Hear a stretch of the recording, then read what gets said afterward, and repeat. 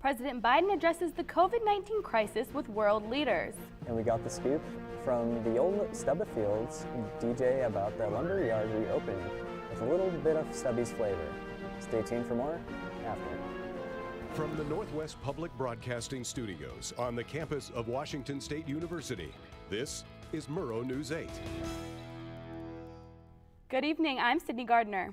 And I'm Jackson Scarron. Welcome to Murrow News 8.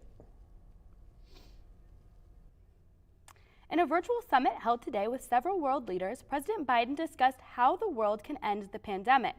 The president said, quote, "We're not going to solve this crisis with half measures or middle-of-the-road ambitions. We need to go big," end quote. He also cited urgent challenges, including vaccinating the world against COVID-19 and solving a global oxygen crisis that is leading to unnecessary COVID-19 deaths. It's the return of the lumberyard. Yesterday, Murrow News 8 caught up with DJ Goldfinger for more information about his new location. We want this place to be very family friendly during the daytime. There's going to be 4 restaurants inside here, a game room, 2 bars, and 2 play centers, actually. But I think at night, Fridays and Saturdays, and maybe even that Tuesday, we might deliver something a little extra for the students that are here in town. And that would be the dance floor, it might be the stages, and definitely the lights. The lumberyard is scheduled to open October 1st and 2nd. Washington Governor Jay Inslee and Idaho Governor Brad Little are clashing about COVID-19 regulations. In an MSNBC interview, Inslee pleaded to Governor Brad Little to take some common sense measures to help fight the pandemic. The state of Idaho is currently one of the least vaccinated states in the country, and Inslee says Washington hospitals are feeling the burden. Governor Little responded with this tweet Tuesday. Governor Inslee blames Idaho, yet Spokane County and the surrounding area on his side of the border continue to be hotspots for virus activity with the lowest vaccination rates in Washington, despite Governor Inslee issuing vaccination and mask mandates. Wheat harvest and WSU enrollment are the cornerstone of the Whitman County economy. The Washington State Employment Security Department found that the average income in the county in 2019 was over $42,000, which is up from 2018. WSU is directly tied to 53% of the jobs in Whitman County. However, this year, the school has seen a decline in enrollment. The Police Discovery Science Center is hosting Dedication Wednesday for its new mural in Pullman. The mural features brightly colored salmon and covers the entire outside of the Science Center. The event will take place from 5:30 to 6 Wednesday evening and is free of charge. The Washington State University Pullman campus is set to host the Pacific Northwest Student Leadership Conference on Saturday. It is an opportunity for students to meet student leaders and learn what leadership is. All students are welcome to attend the conference, and students will have until September 24th to register. The conference will be held at the Spark Building. The Washington Redistricting Commission is moving to vote on some key draft proposals. The commission released map submissions on Tuesday that would move southeastern Washingtonians to new legislative districts. One proposal has Whitman County voters moving into the 16th legislative district. This would level out the county's voting numbers due to an increase in population. Pullman School District is currently seeing a significant shortage of bus drivers, and it's putting the pressure on staff to go beyond their normal duties. Executive Director of Operations Joe Thornton says that 2 regular bus routes are vacant, and if things don't change, the district would have to shorten bus routes and cancel extracurricular activities. The district is offering anyone almost $23 to drive the buses and will reimburse them for training costs. The Police Conservation District is hosting several events to get residents involved in learning about nature. The first event is October 2nd from 10 a.m. to 12 p.m. at the Police River. This event will focus on exploration of microvertebrae. The second set of events will focus on planting native plant species to the Police area. This event is every Wednesday from October 13th through November 17th. WSU Insider has a brand new look. The updated platform features enhanced content integration, improved site navigation, and visual presentation that reinforces their daily news style. The website also includes the ability to see related story suggestions and a running list of the week's most read articles. It will also include the top featured content on the homepage. The U.S. Army of Engineers is seeing an increase in homeless camps on its property. The issue was brought to the attention of the Whitman County Commissioners after a homeless camp emerged on County Road along the Snake River. After multiple fires, the board banned camping along the Wawai Way Road in southern Whitman County. However, the Corps has dozens of campsites along the river. Find out what WSU researchers are doing to keep your organic fruit fresher longer. Also, a man arrested in connection with Moscow burglaries. Find out more when we come back.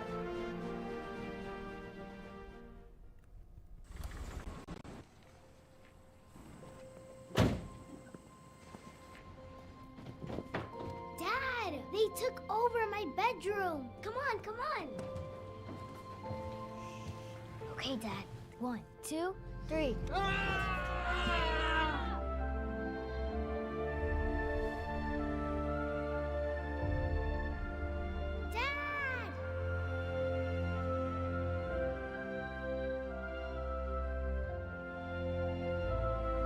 You saved me.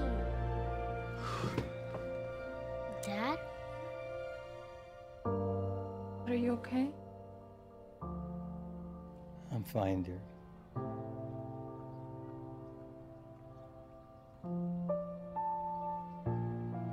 Your hero needs you now, and AARP is here to help. Find the care guides you need at aarp.org/caregiving. A group of scientists at WSU are starting a new research initiative to reduce foodborne illness, extend storageability, and reduce post-harvest disease in organic fruits. The group received a 4-year, $1.5 million grant and is led by a highly experienced WSU pathologist. They will be testing 3 promising technologies. Simplified, these 3 methods involve heat treatment, lowering oxygen levels, and the use of beneficial bacteria to combat rot. A 25-year-old Moscow man was arrested on Monday in Garfield. He was suspected of being involved in 4 recent Moscow burglaries. Garfield police officer Joe Hanley arrested Jordan Scholl near Garfield after learning that he was a suspect in the Friday burglary.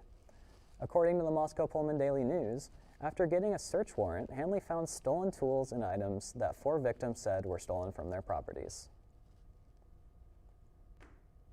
WSU's Town Hall is requesting $10 million from the state of salaries increasing and covering the limited faculty resources for COVID testing. The salary request would help the university build a large salary pool that can be sustained over time. For COVID testing, Pullman Regional Hospital is working to provide more testing in the area for faculty use. Now let's take a look at this week's weather forecast with Jacoby Wright. All right, people, let's take a look at our weather for today, and happy first day of fall, by the way. If we go into today's weather, we will see that it was about 73 degrees as our high, and our low is going to be 43 degrees. Now, that's cold for me. I don't know about y'all, but that's cold for me. Let's look at tomorrow's forecast, and you will see that tomorrow our high will be about 70 degrees, and our low will be about 42 degrees. As we take a look at our state map, you will see that in Seattle it is 64 as a high, and in Olympia is 67. Now, Seattle is different, so you know they might have different weather. We don't know. And if we take a look over here on the east side, we will see that in Yakima it's going to be about 77, Tri-City 79, Pullman 73, and Spokane 74. So let's take a look at our 5-day forecast, people. So you will see that on Sunday or throughout the week and on going into the weekend, you will see that it is going to continue to be in the 70s, and we will get 80 degrees on Saturday. I hope you all are hoping to go outside and do something, because I know I am. So I hope that this weather was helpful for you, and I'm going to send it back over to the desk to my peoples. Thanks so much to Colby. Does WSU volleyball keep their hot streak alive ahead of the Pac-12 play? In which free agents did the Seahawks work out to create depth on their roster? Find out more in sports with Cameron Baber after this.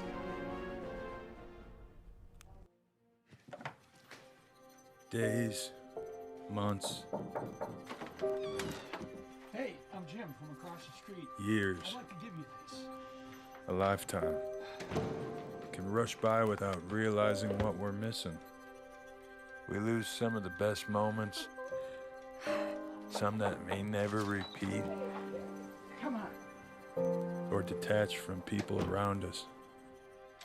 Our loved ones grow used to this pattern, but it doesn't have to be that way. We have a choice to take action.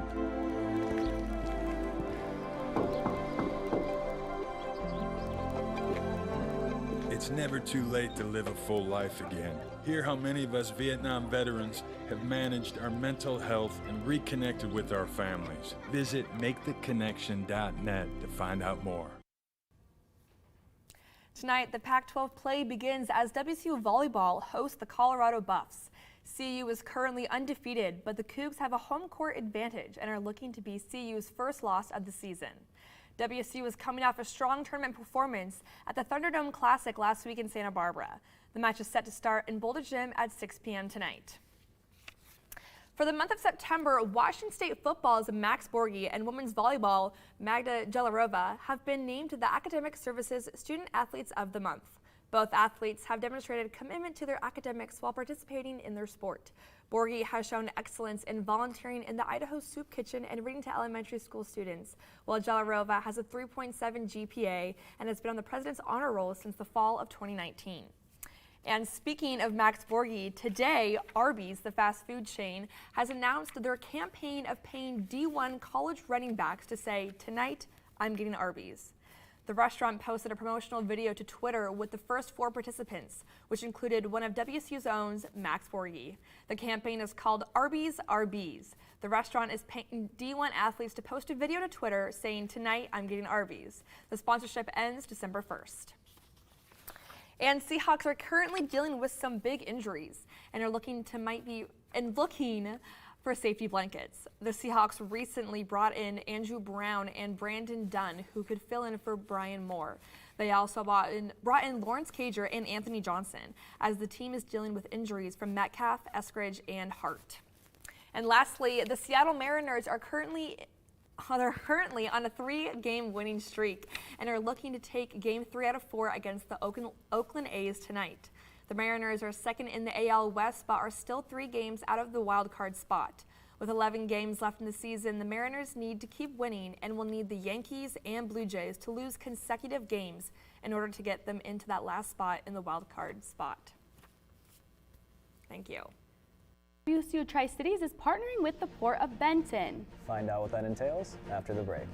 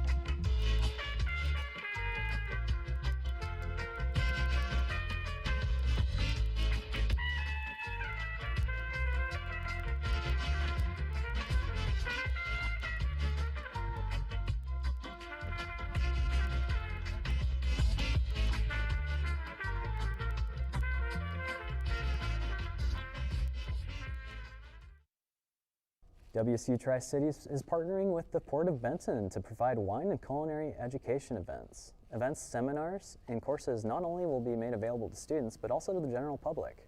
Everything will take place in the newly reopened Walter Clore Wine and Culinary Center in Prosser, Washington. The program will be overseen by Professor Byron Marlowe. Thanks for watching. If you missed anything in this or any of our previous newscasts, you can always watch us on YouTube. More news can be found out at mwpb.org/MNE, and you can follow us on Facebook and Twitter. Have a great night.